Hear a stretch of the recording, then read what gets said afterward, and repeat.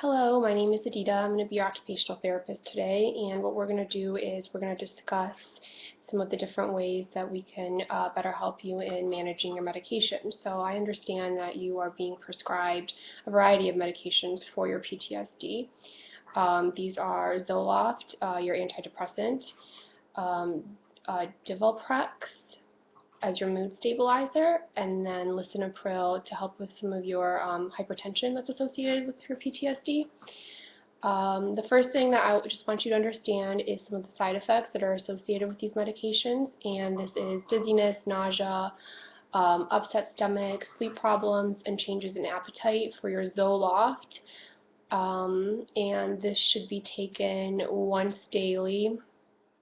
It's important to remember that if you happen to skip a dose for the day, you should not ever double up. You should just skip that completely and then move on to the next day. As far as your mood stabilizer, this should also be taken once daily orally, and some of the side effects associated with this also include nausea, vomiting, extreme drowsiness, maybe some tremors or headaches, things of that nature. And then your lisinopril for your hypertension, again administered once orally. This can cause some coughing, dizziness, headache, nausea, upset stomach. So some of the different things that we can do in order to help you remember when to take, how much to take, when not to take, and what not to take these medications with include coming up with maybe a schedule. So if you know that you have to drive or operate some kind of heavy machinery for work from 8 to 5, then it's probably best not to take medications that will make you feel drowsy, lethargic, nauseous, anything of that nature, and we might want to consider taking that later at night after you've had dinner and you're ready for bed. Another thing that we might want to consider is a pill box that will help you organize all of your different medications for the day. So you're never wondering, did I miss one? Is there another one I should be taking? Did I not take it?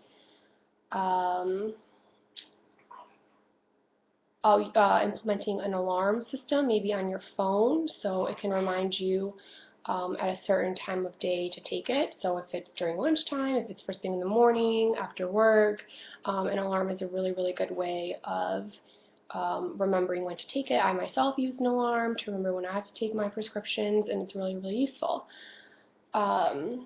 Keeping a log or a checklist, that's also beneficial. You can just kind of record when you've taken it for the day, and that kind of helps keep you accountable for what you've taken and days that you may have missed. And this can also help in communicating with your doctor and that kind of thing.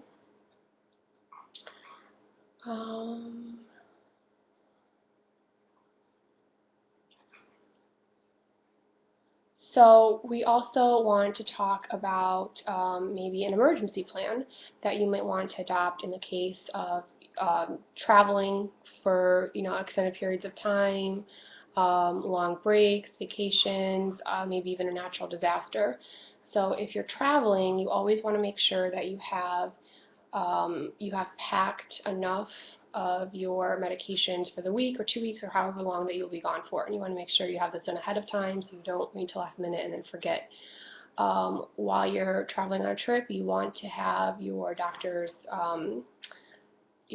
contact, your insurance card, your prescriptions in case you need to ever utilize that. If you're traveling if you're going to be out of the country or out of the state, traveling for an extended period of time, so maybe up to 3 months or longer, you might want to secure a provider in the state that you will be in, just so that you always have access to a pharmacy or prescriptions and you don't kind of deal with that once you get there. In the case of a natural disaster, it's really important to be aware of possible exposure to excessive or high temperatures or unsafe water. So we really want to monitor our prescriptions exposure and not ingest anything that might be toxic.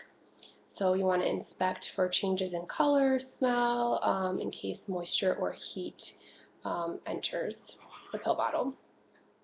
Again, I want to reiterate the importance of keeping a list of all of your medications, your dosages, the frequency of which you have to take it, maybe even possible precautions or contraindications. And you want to maybe keep this in a waterproof Ziploc bag or some kind of fireproof container, just in case of an emergency. And then we talked about the pill box, the schedule. We also want to be very aware of some of the side effects of this medication that I didn't touch on, which include possible mood disturbances, changes in behavior, thoughts, maybe a decrease in symptoms. If you experience any of these, and it's very, very important to communicate this with your doctor, do not just stop taking the medication altogether.